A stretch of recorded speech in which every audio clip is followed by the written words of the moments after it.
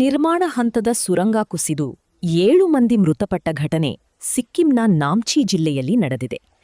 ಸಮರ್ಡುಂಗ್ ಪ್ರದೇಶದಲ್ಲಿ ನಿರ್ಮಾಣ ಹಂತದಲ್ಲಿದ್ದ ಜಲವಿದ್ಯುತ್ ಯೋಜನೆಯ ಸುರಂಗವೊಂದರಲ್ಲಿ ಭೂಕುಸಿತ ಹಾಗೂ ಮೀಥೇನ್ ಅನಿಲ ಸ್ಫೋಟ ಸಂಭವಿಸಿ ದುರಂತ ಸಂಭವಿಸಿದೆ.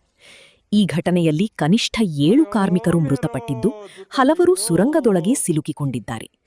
ಸಿಕ್ಕಿಂ ಜಿಲ್ಲಾಡಳಿತದ ಪ್ರಕಾರ ಇದುವರೆಗೆ 7 ಶವಗಳನ್ನು ಹೊರತೆಗೆಯಲಾಗಿದ್ದು, ಸಿಂಗ್ಟಾಮ್, ಗ್ಯಾಂಗ್ಟಾಕ್ ಮತ್ತು ನಾಮ್ಚಿ ಜಿಲ್ಲಾ ಆಸ್ಪತ್ರೆಗಳಿಗೆ ರವಾನಿಸಲಾಗಿದೆ. ಸುರಂಗದೊಳಗೆ ಅಂದಾಜು 18ರಿಂದ 27 ಕಾರ್ಮಿಕರು ಸಿಲುಕಿಕೊಂಡಿರುವ ಶಂಕೆಯಿದ್ದು, ಪ್ರಸ್ತುತ ಎನ್ಡಿಆರ್ಎಫ್ ಹಾಗೂ ಎಸ್ಡಿಆರ್ಎಫ್ ತಂಡಗಳು ರಕ್ಷಣಾ ಕಾರ್ಯಾಚರಣೆಯಲ್ಲಿ ತೊಡಗಿವೆ. ಸುರಂಗದೊಳಗೆ ಸುಮಾರು 1.5 ಕಿಲೋಮೀಟರ್ ಆಳದಲ್ಲಿ ನೈಸರ್ಗಿಕವಾಗಿ ರೂಪುಗೊಂಡಿದ್ದ ಅಪಾಯಕಾರಿ ಮೀಥೇನ್ ಅನಿಲ ಶೇಖರಣೆಯಾಗಿತ್ತು.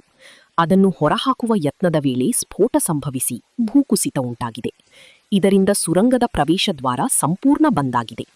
ಸುರಂಗದಲ್ಲಿ ಆಮ್ಲಜನಕದ ಅಭಾವ, ದಟ್ಟ ಹೊಗೆ ಮತ್ತು ವಿಷಕಾರಿ ಅನಿಲದ ಪ್ರಮಾಣ ಹೆಚ್ಚಾಗಿರುವುದರಿಂದ ರಕ್ಷಣಾ ಸಿಬ್ಬಂದಿಗೂ ಉಸಿರಾಟದ ತೊಂದರೆ ಕಾಣಿಸಿಕೊಂಡಿದೆ.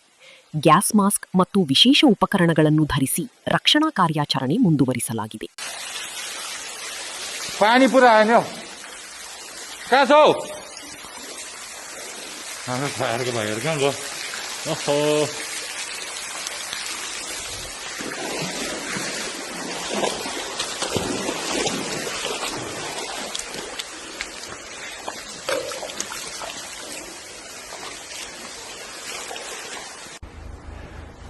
Nobody's here. मान्छेहरू छन्, मान्छे बाँचेको भइगयो नि।